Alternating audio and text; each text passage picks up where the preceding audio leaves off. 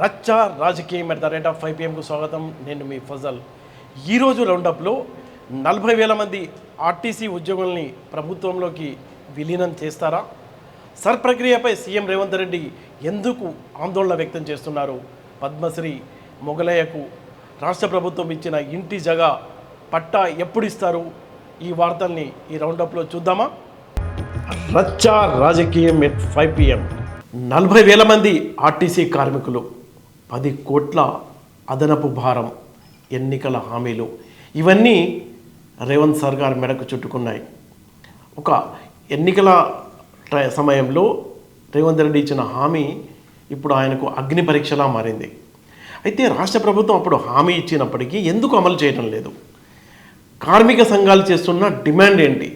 అసలు విలీనంకి సంబంధించిన వివాదం ఏంటో మనం ఈ వీడియోలో చూద్దాం. ఆర్టీసీ, తెలంగాణ ఆర్టీసీ కానీ ఈ ఆర్టీసీ అయినా అది కార్పొరేషన్ అంటే దానికి ఒక ప్రత్యేక చట్టం ఉంటుంది, బోర్డు ఉంటుంది, ఆర్థిక వ్యవస్థ ఉంటుంది. ఆ కార్పొరేషన్కు వచ్చే లాభాల పైన అందులో పనిచేసే ఉద్యోగుల ప్రయోజనాలు ఆధారపడి ఉంటాయి. అందుకే ఆర్టీసీ కార్మికులు చాలా రోజుల నుంచి డిమాండ్ చేస్తున్నారు, తమని ప్రభుత్వ ఉద్యోగులుగా గుర్తించండి, ఆర్టీసీని ప్రభుత్వంలో విలీనం చేయమని. ఈ డిమాండ్ ఇప్పటిది కాదు, చాలా పాత డిమాండ్. అప్పట్లో తెలంగాణ రాష్ట్రం ఏర్పడక ముందు ఆర్టీసీ కార్మికులంతా చాలా కీలకంగా ఈ తెలంగాణ ఉద్యమంలో పనిచేశారు. అప్పుడేంటి, మన రాష్ట్రం మనకు వస్తే ఆర్టీసీని ప్రభుత్వంలో విలీనం చేస్తామని ఉద్యమ పార్టీలు అప్పట్లో హామీ ఇచ్చాయి. కానీ ఆ హామీ అమలు జరగలేదు. అయితే వాళ్ళు ఆ డిమాండ్ను ప్రస్తావిస్తూ 2014 నుంచి పోరాటాలు చేస్తూనే ఉన్నారు. కానీ అప్పటి ప్రభుత్వం, కేసీఆర్ ప్రభుత్వం పట్టించుకోలేదు. ఆ నేపథ్యంలో వాళ్ళంతా ఏం చేశారంటే, ఆర్టీసీ కార్మికులంతా 2019లో మెగా సమ్మె, దీర్ఘకాలిక సమ్మెకి వెళ్ళారు. అయితే రాష్ట్ర ప్రభుత్వం చాలా అమానుషంగా వ్యవహరించింది. అమానుషంగాని నేను ఎందుకు ఆ పదం వాడాను అంటే, 50 మంది కార్మికులు ప్రాణాలు పోగొట్టుకున్నారు ఆ ఉద్యమంలో. ఆ టైంలో ప్రభుత్వం ఏం చేసిందంటే, మొత్తం ఎన్నికల సంఘం, ఏవైతే కార్మిక సంఘాలు ఉన్నాయో వాళ్ళ గుర్తింపు కూడా రద్దు చేసింది. దాంతో ఏమైంది, కార్మిక సంఘాలకు ఎన్నికలు లేవు, వీళ్ళు డిమాండ్ చేస్తున్నట్టు ప్రభుత్వంలో విలీనం లేదు. సీఎంగా ఉన్న కేసీఆర్ ఏం చేసుకుంటారో దిక్కున్న చోట చెప్పుకోండి అన్నట్టు చాలా దారుణమైన భాషను కూడా అప్పట్లో వాడితే వాళ్ళు వేరే పరిస్థితి లేక ఆ సమ్మెను విరమించి కార్మికులంతా మళ్ళీ ఉద్యోగాల్లో జాయిన్ అయ్యారు. ఆ తర్వాత ఎన్నికలు వచ్చాయి. 2023 ఎన్నికల సందర్భంగా కాంగ్రెస్ పార్టీ గట్టిగా హామీ ఇచ్చింది, తమ ప్రభుత్వం కనుక వస్తే మేము ఆర్టీసీని ప్రభుత్వంలోకి విలీనం చేస్తామని. ఆ తర్వాత కాంగ్రెస్ ప్రభుత్వం అధికారంలోకి వచ్చింది. ఆర్టీసీ కార్మికులంతా పార్టీకి సపోర్ట్ కూడా చేశారు అని కార్మిక సంఘాలు చెప్తున్నాయి. అయితే కాంగ్రెస్ ప్రభుత్వం వచ్చిన తర్వాత కార్మిక సంఘాలతో పలు దఫాలుగా చర్చలు జరిగాయి. ఎన్నికల హామీ ఇచ్చినట్లు అమలు చేయండి, విలీనం చేయండి అనేది సింగిల్ పాయింట్ ఎజెండా వాళ్ళది. ఈ నేపథ్యంలో ఇటీవల కూడా కార్మికులు సమ్మెకి దిగడం, ఏప్రిల్ 24న మళ్ళీ చర్చల్లో భాగంగా విలీనం చేస్తామని చెప్పడం జరిగింది. అయితే ఇప్పుడు ప్రభుత్వం ఏం చేస్తుందంటే, రేపు అంటే ఇప్పుడు మనం జూన్ ఎండింగ్లో ఉన్నాం, జూలై నెలలో గుర్తింపు సంఘం ఏదైతే ఉందో దానికి ఎన్నికలు నిర్వహించాలని ప్రభుత్వం దూకుడుగా వ్యవహరిస్తుంది. అయితే కార్మిక సంఘాలు ఏమంటున్నాయంటే, ఫస్ట్ మీరు విలీనం చేయండి, ఆ తర్వాత కార్మిక సంఘాల ఎన్నికలు జరపండి అనేది వీళ్ళ డిమాండ్. ఈ రోజు నుంచి కొన్ని అంటే జేఏసీలో ఉన్న కొంతమంది ఆమరణ నిరాహార దీక్ష కూడా కూర్చున్నారు ఈరోజు ఆర్టీసీ ప్రధాన కార్యాలయం దగ్గర. అంటే పరిస్థితి తీవ్రత అంత తీవ్రంగా ఉంది. వీళ్ళేంటి, ప్రభుత్వంలో విలీనం చేస్తే సర్వీస్ రూల్స్, ప్రభుత్వ ఉద్యోగులకు వర్తించే రూల్స్, అలాగే పెన్షన్, ఉద్యోగ భద్రత ఇవన్నీ ఉంటాయి కాబట్టి వీళ్ళు గట్టిగా కోరుతున్నారు. చాలా న్యాయమైన డిమాండ్, ప్రభుత్వాలు కూడా ఒప్పుకున్నాయి. పక్క రాష్ట్రంలో కూడా, ఆంధ్రప్రదేశ్లో మనం చూసుకున్నట్లయితే ఆర్టీసీని ప్రభుత్వంలో విలీనం చేశారు. ఇక్కడ ఇబ్బంది ఏంటి అనేదే పెద్ద క్వశ్చన్ మార్కు. 40,000 మంది ఉద్యోగులు ఉన్నారు, వాళ్ళ కుటుంబాలన్నీ లక్షల మంది ఉన్నారు. అందరూ కలిపి చూస్తే వాళ్ళంతా చాలా ఆశగా, ఎప్పటి నుంచి తెలంగాణ రాష్ట్రం ఏర్పడినప్పటి నుంచి వాళ్ళంతా ఆశగా ఎదురు చూస్తున్నారు. తాము ప్రభుత్వ ఉద్యోగులుగా ఎప్పుడు మారుతాం, ఆ బెనిఫిట్స్ ఎప్పుడు వస్తాయని ఒక కలలా ఉంది. వాళ్ళ కళ ఎప్పటికీ తీరుతుంది, దాంతో ప్రభుత్వంతో మళ్ళీ అమీతుమి తెరుచుకోవడానికి సిద్ధమవుతున్నారు ఆర్టీసీ కార్మికులు. గతంలో కేసీఆర్ చేసినట్లు మోసం చేయకుండా రేవంత్ సర్కార్ వీళ్లకు విలీనం చేస్తుందా లేదా అనే ఒక భయం అయితే ఉంది. ప్రభుత్వం ఏం చెప్తుందంటే, ప్రభుత్వం ముందున్న ఆప్షన్స్ ఏంటంటే, ప్రభుత్వం ఒకవేళ వీళ్ళని 40,000 మంది ఉద్యోగుల్ని ప్రభుత్వంలో విలీనం చేస్తే ఆర్థిక భారం చాలా ఎక్కువగా పెరుగుతుంది. చాలా ఎక్కువ అంటే 10 లక్షల కోట్ల వరకు పెరుగుతుంది. అంటే తెలంగాణ బడ్జెట్ మనం చూసుకున్నట్లయితే 3 లక్షల కోట్ల బడ్జెట్ ఉంది కాబట్టి 10 లక్షల భారం అనేది పెద్ద భారం కాదు అని మొత్తం కార్మిక సంఘాలు చెప్తున్నాయి. ప్రభుత్వం ఆ తీరుగా చూస్తే 10,000 కోట్లు అనేది చిన్న అమౌంటే 3 లక్షల కోట్ల బడ్జెట్ ఉన్నప్పుడు. అయితే ప్రభుత్వం ఇంకా చట్టపరమైన సమస్యలు కూడా ఉన్నాయంటుంది. అయితే ఇప్పుడు ప్రభుత్వం ముందున్న ఆప్షన్స్ ఏంటంటే, డైరెక్ట్గా విలీనం చేస్తారా, లేకపోతే పాక్షిక విలీనం చేస్తారా, ఏమన్నా ప్యాకేజ్ ఇస్తారా. అంటే డైరెక్ట్గా విలీనం చేస్తే ప్రభుత్వ ఉద్యోగులతో సమానంగా అయిపోతారు. అలా చేయకుండా ఆర్టీసీని కార్పొరేషన్ లాగే ఉంచి ప్రభుత్వ ఉద్యోగుల జీతాలతో సమానంగా చేసే ఆలోచన కూడా ప్రభుత్వం చేస్తుంది అని కార్మిక సంఘాలు భయపడుతున్నాయి. ఇంకొకటి ఏంటంటే, అసలు ఈ సమాన వేతనాలు అవి కాకుండా ప్రత్యేక ప్యాకేజ్ ఇచ్చే ఆలోచన కూడా ఉంది. అయితే కార్మిక సంఘాలు గట్టిగా వ్యతిరేకిస్తున్నాయి. ప్రభుత్వంలో విలీనం చేసే అంశంపై ఎట్టి పరిస్థితుల్లో కూడా రాజీ పడబోము. ప్రభుత్వం గతంలో హామీ ఇచ్చింది, ఇటీవల ఏప్రిల్ మంత్లో కూడా హామీ ఇచ్చింది. హామీ ప్రకారం ముందు ఎన్నికల అంటే కార్మిక సంఘాల గుర్తింపు సంఘాల ఎన్నికలు కాదు, విలీనం ప్రక్రియ తర్వాతే ఇది చేయాలి అని వాళ్ళు తేల్చి చెప్తున్నారు. అంతేకాదు బహిరంగ లేఖ రాయడంతో పాటు ఈ రోజు నుంచి కార్మిక సంఘాల జేఏసీ ఆమరణ నిరాహార దీక్షలకు సిద్ధమైంది. కొంతమంది దీక్షలు కూడా కూర్చున్నారు. టోటల్గా చూసుకున్నట్లయితే ఆర్టీసీకి ఒక వ్యవస్థాపరంగా 709 కోట్ల లాభం ఉన్నప్పటికీ 10,000 కోట్ల అప్పులు ఉన్నాయి. కార్మికులకు సంబంధించి బకాయిలు 7,000 కోట్లు ఉంటే బ్యాంకు రుణాలు 2,000 కోట్ల రూపాయల వరకు ఉన్నాయి. ఈ నేపథ్యంలో ప్రభుత్వం అంటే విలీనం చేసుకుంటే, ఆర్టీసీని ప్రభుత్వంలో విలీనం చేసుకుంటే ఇవన్నీ ఈ ఆర్థిక భారాలన్నీ ప్రభుత్వంపై పడతాయి. అయితే ఈ నేపథ్యంలో రాష్ట్ర ప్రభుత్వం ఏం చేయనుంది? 40,000 మంది ఉద్యోగుల్ని పూర్తి స్థాయిలో ప్రభుత్వ ఉద్యోగులుగా విలీనం చేస్తుందా అనేది ఆసక్తికరంగా మారింది. పద్మశ్రీ దర్శనం మొగలయ్య ఆయనకు పద్మశ్రీ అవార్డు వచ్చిన నేపథ్యంలో రాష్ట్ర ప్రభుత్వం ఏం చేసిందంటే 600 గజాల భూమి ఆయన నివాసం ఉండడానికి తుర్కయాంజల్ సమీపంలో రోడ్డు పక్కన ఇచ్చింది, పట్టా ఇచ్చేసింది. దాంతోపాటు 1 కోటి రూపాయల ఆర్థిక సహాయం కూడా ప్రభుత్వం ఇచ్చింది.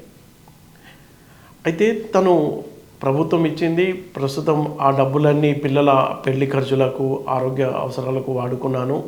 ఇప్పుడు నివాసం ఏర్పరచుకోవాలంటే ఆ భూమికి సంబంధించి పూర్తిగా రిజిస్ట్రేషన్ కాలేదు కాబట్టి అక్కడ కొంతమంది ప్రైవేట్ వ్యక్తులు కబ్జా చేయడానికి ప్రయత్నిస్తున్నారు.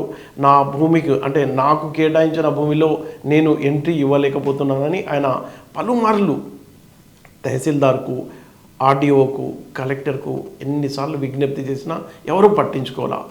అయితే ఇక చేసేది ఏం లేక ముఖ్యమంత్రిని స్వయంగా కలుద్దామని ఆయన ప్రయత్నం చేస్తే అపాయింట్మెంట్ దొరకలేదు అంటున్నాడు. కాబట్టి ఇటీవల అంటే ఈ ఏదైతే ప్రజల సమస్యలు తీసుకుంటారో సోమవారం నాడు ఆ కార్యక్రమంలో పాల్గొని తన బాధను కలెక్టర్ ముందు వ్యక్తం చేశాడు. దీంతో మొత్తం హైలైట్ అయిపోయింది. అంటే పద్మశ్రీ అవార్డు గ్రహీతకే ఇలాంటి దుస్థితి, ఆయనకు ప్రభుత్వం కేటాయించిన భూమిపై ప్రైవేట్ వ్యక్తులు ఆక్రమించుకోవడానికి ప్రయత్నం చేస్తున్నారు. ప్రభుత్వం కేవలం పట్టా ఇచ్చింది కానీ దానికి సంబంధించిన పూర్తి అథారిటీ అంటే రిజిస్ట్రేషన్ జరపనందుకే ఇలాంటి వ్యవస్థ ఉంది అని మొగలయ్య ఆయన కుటుంబ సభ్యులు ఆరోపిస్తున్నారు.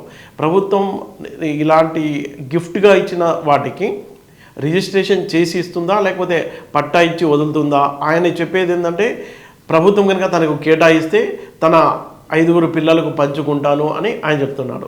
ప్రభుత్వం ఏం చెప్తుంది, అధికారులు ఏం చెప్తున్నారంటే ఇది గిఫ్ట్గా ఇచ్చింది, ఆయన అనుభవించడానికి మాత్రమే అది వాడుకోవాలి కాబట్టి రిజిస్ట్రేషన్ చేయలేదు అని అధికారులు చెప్తున్నారు. చాలా అరుదైన కళాకారుడు మొగలయ్య.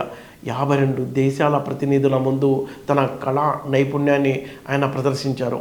దాంతో పాటు ఆ తర్వాత 2021లో భీమ్లా నాయక్ సినిమా రిలీజ్ అయిన సందర్భంలో ఆ పాటకు సంబంధించిన టైటిల్ సాంగ్ పాడారు.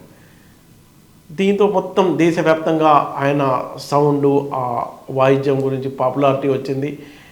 అలాగే పద్మశ్రీ అవార్డు రావడానికి కూడా అది చాలా కీలకంగా యూజ్ అయింది. అసలు ఇది ఏంటి, ఈ కిన్నెర అనే వాయిద్యం ఏంటి? చాలా ప్రాచీన కళ, దాదాపుగా 5 తరాలుగా మొగలయ్య కంటిన్యూ చేస్తుంటున్నాడు. ఆయన పెద్దగా చదువుకోలేదు, కేవలం ఈ మేస్త్రి పని, ఈ కన్స్ట్రక్షన్ ఫీల్డ్లో కూలీగా పనిచేస్తూ తన జీవనాన్ని గడుపుతున్న మొగలయ్య తరతరాలుగా వస్తున్న ఈ కళను బతికిస్తూ వస్తున్నాడు. బతికిస్తూ రావడమే కాదు, ఈ కిన్నెర వాయిద్యానికి మొత్తం మెట్లు 7 నుంచి 8, 9 వరకు ఉంటాయి. కానీ దీన్ని మొగలయ్య డెవలప్ చేశాడు, 12 మెట్ల వాయిద్యంగా తీర్చిదిద్దాడు. నల్లమల అడవుల్లో చాలా ప్రాచీన గిరిజన తెగలు ఏవైతే ఉంటాయో వాళ్ళు కొన్ని సంవత్సరాల తరబడి, ఒక 400-500 ఏళ్ల క్రితం నుంచి ఈ పరికరాన్ని వాళ్ళు ఈ సంగీతానికి సంబంధించిన క్రియేట్ చేసుకుంటారు వాళ్ళు స్వయంగా. అంటే ఒక వెదురు కర్ర ఉంటుంది, దానికి ఎండిపోయిన సొరకాయ బూరలు ఒక 3, అలాగే ఏవైతే మెట్లున్నాయో గతంలో మహిళల జుట్టు నుంచి, అలాగే గుర్రపు తోక ఎంట్రికల నుంచి ఉండేవి దానికి. అయితే ఈ మొగలయ్య దానికి డెవలప్మెంట్ ఏం చేశారంటే మెటల్ తీగలు పెట్టాడు. మెటల్ తీగలు పెట్టడం, 3 బూరలు పెట్టడంతో గంభీరమైన సౌండ్ వస్తుంది, దానికి ఒక ఎఫెక్ట్ ఉంటుంది. గిరిజనులకు సంబంధించిన వీరగాథలు చెప్పడానికి ఈ ఇన్స్ట్రుమెంట్ను వాడుతూ ఉంటారు. మంచి పాపులారిటీ. గతంలో వనపర్తి సంస్థానంలో ఈ కళకు బాగా ఆదరించేవారని చరిత్ర కూడా చెప్తుంది. అయితే ఈ అంతరించిపోతున్న ఈ కళను కాపాడటానికి భారత ప్రభుత్వం మొగలయ్యకు పద్మశ్రీ అవార్డు ఇచ్చి గౌరవించింది. అయితే రాష్ట్ర ప్రభుత్వం ఏం చేసిందంటే, కేంద్ర ప్రభుత్వం గౌరవిస్తే రాష్ట్ర ప్రభుత్వం ఆయనకు కావాల్సిన నగదు ఆర్థిక సహాయం ₹1,00,00,000తో పాటు ఆయన నివాసం ఉండటానికి ఇల్లు, అలాగే ప్రతి నెల గౌరవ వేతనంగా ₹10,000 రాష్ట్ర ప్రభుత్వం పే చేస్తుంది. అయితే ఆయన బాధ ఏంటి అంటే, తనకు కేటాయించిన భూమి ఏదైతే ఉందో 600 గజాల భూమి తనకు అన్ని పత్రాలు రిజిస్ట్రేషన్ చేసి ఇవ్వమని ఆయన కోరుతున్నాడు. అందరూ అంటే కలెక్టర్కి, తహసీల్దార్కి, డిఆర్డిఓ, ఆర్డీఓకి అందరికీ విజ్ఞప్తి చేస్తున్నారు. సీఎం కూడా విజ్ఞప్తి చేస్తున్నారు. ఇది బాగా ప్రచారంలో వచ్చిన నేపథ్యంలో ప్రభుత్వం ఈ అంశాన్ని ఎలా పరిష్కరిస్తుంది అనేది వేసి చూడాలి. తెలంగాణలో 3,35,00,000కు పైగా ఓటర్లు ఉన్నారు. అయితే 89 లక్షల ఓటర్లు, 20% ఓటర్లు చాలా క్రిటికల్ పొజిషన్లో ఉన్నారని చెప్పుకోవచ్చు. ఎందుకంటే సర్ ప్రక్రియ కొనసాగుతుంది. ఏదైతే 89 లక్షల మంది ఓటర్లు ఉన్నారో వాళ్ళ డేటా మ్యాచ్ కావడం లేదు.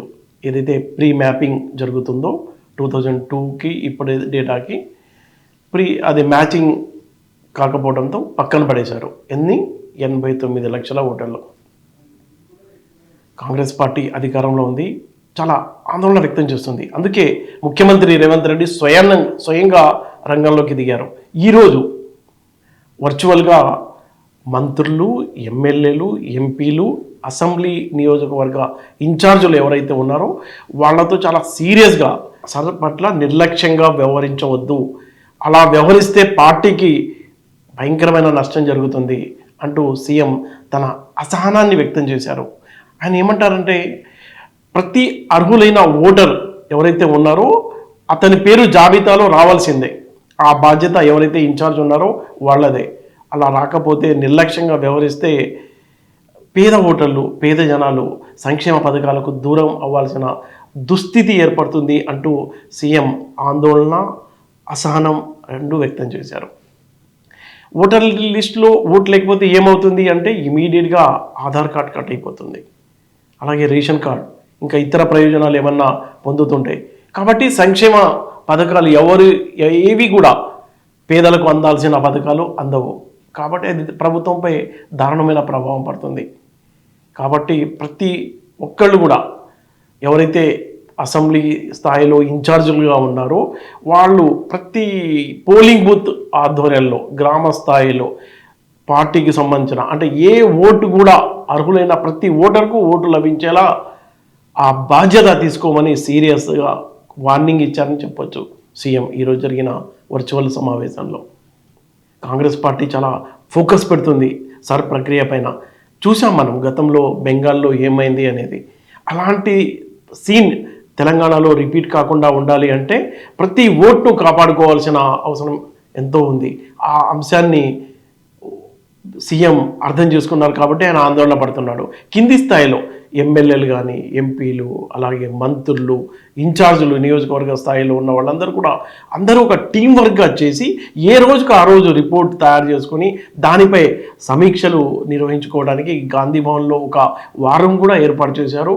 అయితే ఫలితాలు ఉంటల్లా ఏమీ మార్పు లేదు. ఫీల్డ్ లెవెల్లో, గ్రౌండ్ లెవెల్లో కనుక చూసుకున్నట్లయితే అది ఎందుకు అలా ఉంది, దాన్ని మార్చాలి, కావాల్సిన డాక్యుమెంట్లు అన్నీ సరిచూసుకొని ప్రతి బూత్ లెవెల్లో కూడా చాలా సీరియస్గా పనిచేయాలని సీఎం ఈ సందర్భంగా తన పార్టీ క్యాడర్కు ఆదేశాలు జారీ చేశారు.